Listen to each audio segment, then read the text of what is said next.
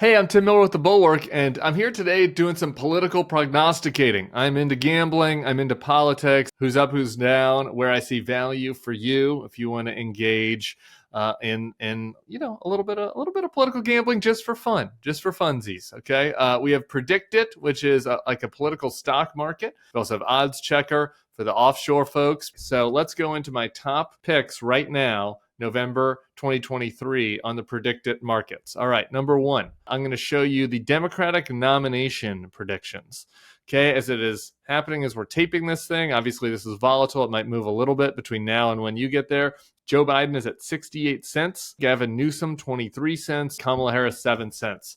I think this is by far the best value out there. I would absolutely get on to Predict It right now and buy Joe Biden's stock. Joe Biden is going to be the Democratic presidential nominee unless something happens to him health-wise. So unless you think that there's a huge likelihood of a Joe Biden heart attack coming around the corner, God forbid, as Joe would do with the sign of the cross there, 68 cents is a really great deal.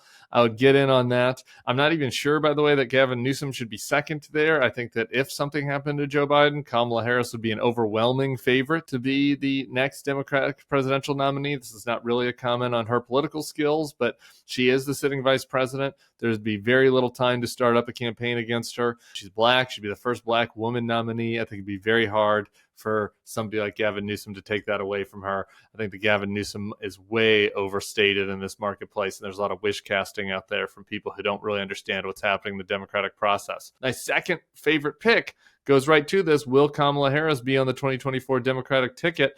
Right now, by yes, 80 cents. By no, 20 cents. This number keeps going down for some reason. It goes up about 83 cents just a month ago, and it's gone down. I have no idea why it would be going down. Kamala Harris will be the vice president for Joe Biden if he is the nominee, as I said, as he will be, barring some unforeseen event.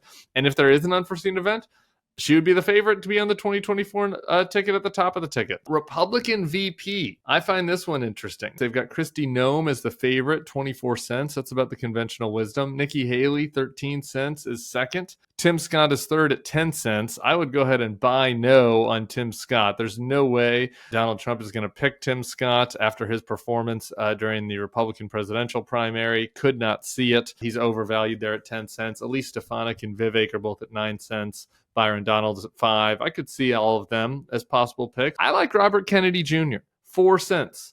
That's a value pick. I think there's going to be a lot of buzz about Trump teaming up with him. Steve Bannon's been pushing for this. Others have.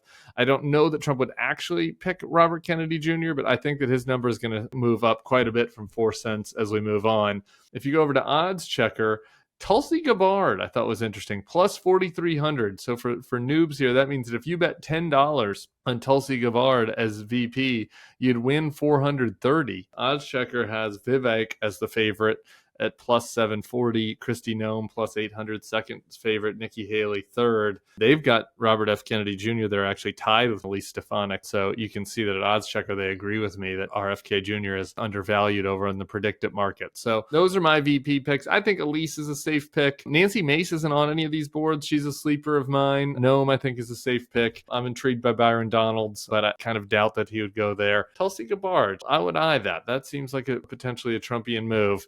Lastly, over on Odds Checker, U.S. presidential election winner 2024, Donald Trump is the favorite, plus 158.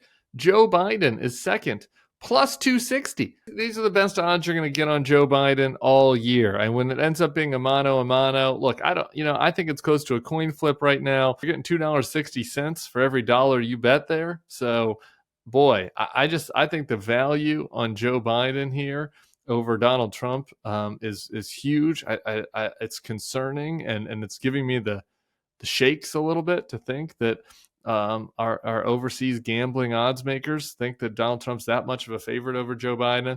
But look, if you think that Joe Biden will right the ship here and win the election and beat Donald Trump as he did handily last time, you're not going to get much better odds than plus 260. And so I might jump on that right now. Come back here for more from the Bulwark.